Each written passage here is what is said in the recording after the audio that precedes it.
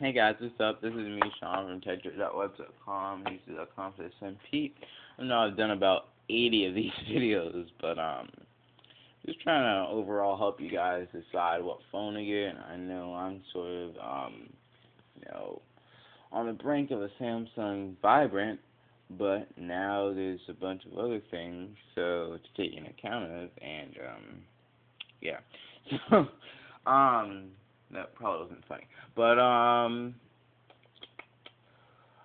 this video is sort of a comparison between the Google Nexus 1 and the Samsung Vibrant. Both are T-Mobile phones. Both are T-Mobile's best phones, in my opinion. Best phones, and by far their best Android phones. You could argue about the HT2 being up there in the list, but definitely cannot argue the Slide being the Slide or the Garmin Newbie phone, for that matter, since they're both new, being up in this top two list. So anyways, I'll go over the specs real quick. The Vibrant, 118 grams with the battery. The Nexus 1, 130 grams with the battery. So off the bat, the Vibrant's not as hefty. Depth, which is also the thinness or thickness, depending on which way you want to view it. The Nexus 1 is 11.5 millimeters. The Samsung Vibrant is 9.9 millimeters. So definitely wins there in the thinness. I'm not going to go over the height or the width, but the if you're talking about height and width, the Galaxy S, aka Vibrant, is a little bit bigger in that area. I'll just call it the Galaxy S from now on. You know, I'm talking about the Samsung Vibrant because it makes it a little bit easier on me to pronounce the names correctly. Both have gorgeous AMOLED display, active matrix organic light emitting diode displays. The Nexus 1 3.7-inch AMOLED, and the Galaxy S is 4-inch Super AMOLED, and what that basically is it allows less glare in the screen, also better colors, saves more on battery life, and overall, but mainly better visibility out in the sun. So it's basically a better panel.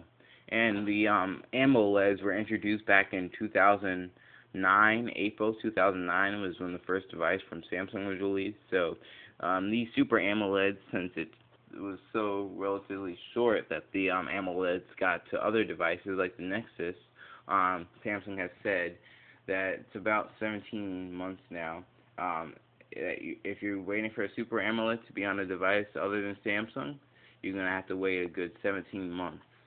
So basically for the next year, to 2011, it's still going to be exclusive to Samsung products. They both have the same pixel density, WVGA, although that is some controversy around that. The sub-pixel ratio is far lower because of the AMOLED technology, but I don't think I'm going to go into that with you guys.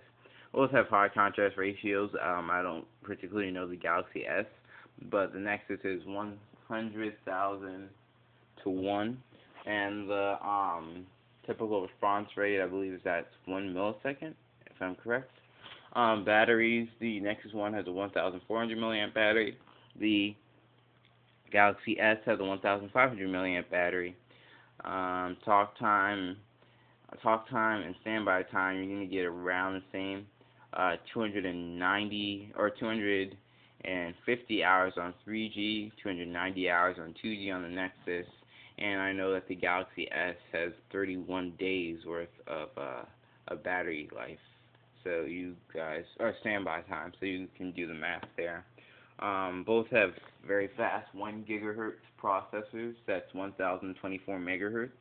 Although the Samsung Galaxy S and its Hummingbird processor tend to have higher benchmarks than the Nexus 1, and that is probably due to a higher quality manufacturer rate. Qualcomm sort of rushes things, but when they do rush things, they end up having a faster processor out earlier than its competitors. But when they're both, when the the same processor speed now is compared. And right now, Qualcomm is looking to release their Scorpion to get back ahead of the pack, but it's not coming until later this year. So currently, we're looking at we're only looking at the 1 GHz Snapdragon instead of the Scorpion chipset, and that's 1 GHz. So higher benchmarks and overall a better processor on the Galaxy S. Android 2.2 Froyo on the Nexus One. Yes, I said Froyo. That just came out, I believe, yesterday for the Nexus One. Official update. There's been some not rooted ROMs, but some unofficial ROMs.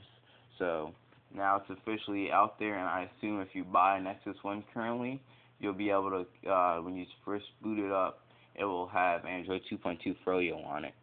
And the Galaxy S is 2.1 with Samsung's TouchWiz 3.0, which is a major improvement over the 2.0 software on the Samsung Behold 2. 512 RAM, 512 ROM on both devices, but the and a 4 gig micro SD card comes with the Nexus One. 2 gig micro SD card comes with the Galaxy S, but there's a 16 gigabyte flash chip on board, so potentially you can max out the amount of memory on it at 48 gigabytes if you have a 32 gig chip, and then combining that with the 16 gig that's already inside the actual phone itself, not like you can't remove it, it's built in. And I do like the flash chips. I like the option where you can use micro SD and flash chips and flash, because flash memory offers a faster write speed. Overall, it's a better experience with flash memory, but micro SD you can move it out and transfer it. So I like that there's a combination of both. And Samsung has said that there's 2 gigs available to the user that you can install apps on with Android 2.1, and then with 2.2 coming, you'll be able to use a micro SD card.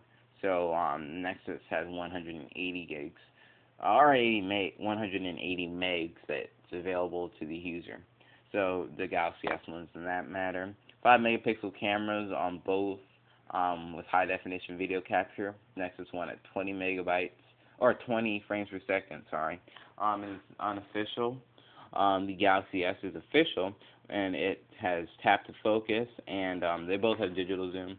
And the Galaxy S is around 28-30 frames per second. So the Nexus One has an LED flash on it, and can geotag photos, and the Galaxy S can geotag photos as well. Both have HSDPA 7.2 megabits, but I believe the Galaxy S has 5.6 megabits upload instead of the 2 megabits upload on the Nexus One. Both have Wi-Fi. The Nexus One currently only has A, B, and G. The Galaxy S has A, B, G, and N. So faster Wi-Fi on that part. They both have digital compasses and accelerometers. Although the Galaxy S has a new gyroscope built in, which is basically allows for a much more accurate movement, and it also helps out the accelerometer to make everything much more accurate in terms of the accelerometer-based games. Both have digital compasses built in. Both have Edge, their GSM phones, like I said, because they're for T-Mobile. Bluetooth 2.1 with EDR support and A2DP support on the Nexus One. Bluetooth 3.0, yes, I did say 3.0, with EDR and advanced A2DP support on the Galaxy S. So much better when it comes down to connectivity options on the Galaxy S. They have the 3.5mm headphone jacks, the light-up trackball, micro SD cards for it, noise cancellation on the Nexus, LED flash, and wireless charging. So, pretty much the Galaxy S wins here.